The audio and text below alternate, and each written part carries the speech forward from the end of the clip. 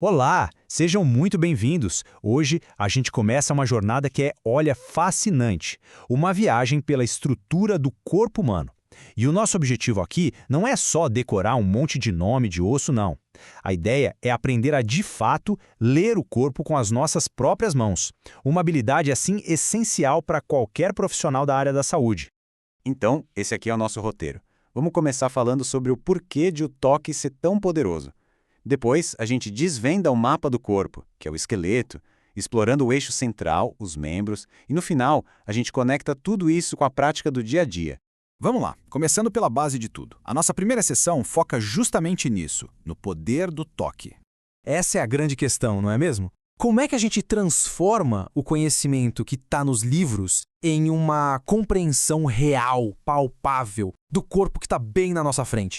Como é que as nossas mãos viram ferramentas de avaliação e até de diagnóstico? Bom, a resposta está toda nesse conceito aqui, a anatomia palpatória. E veja bem, não é só sobre sentir, é uma investigação ativa. É como se fosse a ponte entre a anatomia dos livros e a pessoa real, que precisa de cuidado. É aqui que a teoria finalmente ganha vida. Certo. Agora que a gente já entendeu a técnica, vamos explorar o mapa que vai guiar a gente nessa jornada. E esse mapa é o nosso próprio esqueleto. E que mapa, hein? Vamos começar com um número-chave, 206. Esse é o número de ossos no esqueleto de um adulto. Cada um deles tem o seu lugar, a sua forma e, claro, a sua função específica. E olha só, esses 206 ossos não estão lá de qualquer jeito. Eles têm uma organização brilhante, dividida em duas partes principais. O esqueleto axial é o nosso eixo central, nosso núcleo, e o esqueleto apendicular é basicamente tudo que está pendurado nesse eixo. E para quem curte os números aqui, fica bem claro, né? 80 ossos formam o nosso pilar de sustentação. Os outros 126, bom, são eles que nos dão a liberdade para nos movimentarmos e interagirmos com o mundo. Vamos mergulhar primeiro no núcleo do nosso corpo, na fundação sobre a qual todo o resto se constrói. Vamos falar do esqueleto axial. Bem no topo desse eixo, a gente tem uma das estruturas mais complexas e, claro, vitais do corpo, o crânio. Pense nele. São 22 ossos, todos articulados, formando uma verdadeira caixa de proteção para o nosso centro de comando. E a função dele vai muito além de só proteger o cérebro, viu? O crânio também abriga nossos órgãos dos sentidos, dá suporte para os dentes, protege o comecinho das vias aéreas e digestivas e ainda serve de passagem para um monte de vasos e nervos importantíssimos. Descendo um pouco por esse eixo, a gente encontra a nossa armadura, a parede torácica. É uma espécie de gaiola super engenhosa que protege órgãos vitais como o coração e os pulmões, mas ao mesmo tempo é flexível bastante para permitir a nossa respiração. E o mais interessante é como essa caixa é construída. Não é uma peça só, maciça. A gente tem o externo, bem na frente, que se divide em 3 partes. E aí vem as costelas, que são classificadas em 3 tipos. As verdadeiras, ligadas direto no externo, as falsas, que se conectam indiretamente, e as flutuantes, que, como o nome diz, não se conectam lá na frente. E chegamos à peça central de todo o esqueleto axial, a estrutura que nos permite ficar de pé, curvar, girar a nossa coluna vertebral.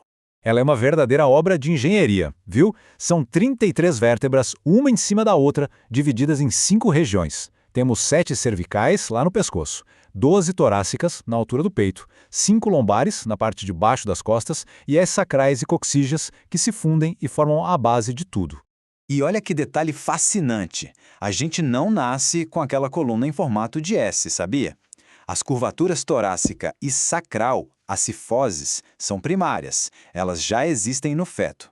Agora, as outras, a cervical e a lombar, que são as lordoses, essas são secundárias. Elas se desenvolvem depois, quando a gente começa a levantar a cabeça, a ficar de pé, a andar.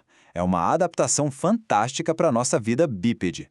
Muito bem, já exploramos o nosso eixo central. Agora vamos ver como os membros se conectam a ele. A parte do esqueleto que nos permite interagir com o mundo, o esqueleto apendicular. São 126 ossos que formam nossos braços e pernas. Pense nas cinturas escapular e pélvica. Elas são as pontes que conectam os membros ao eixo do corpo. É por meio delas que a força e o movimento são transferidos. Nos membros de cima, a gente tem liberdade para manipular as coisas. Nos de baixo, a estabilidade para se locomover. Tudo aqui foi projetado para o movimento. Certo, já passamos por um monte de ossos, nomes, estruturas, mas no final das contas, por que tudo isso realmente importa na prática?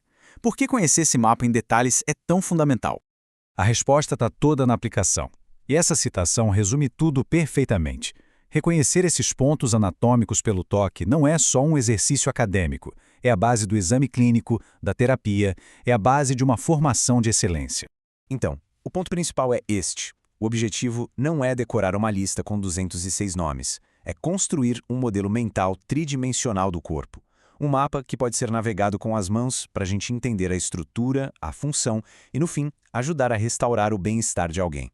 O corpo humano é um universo inteiro a ser explorado. Conhecer a estrutura dele é o primeiro passo, e a palpação é a ferramenta que nos permite navegar por esse universo. Essa jornada, para dominar esse mapa, começa agora, com as nossas próprias mãos.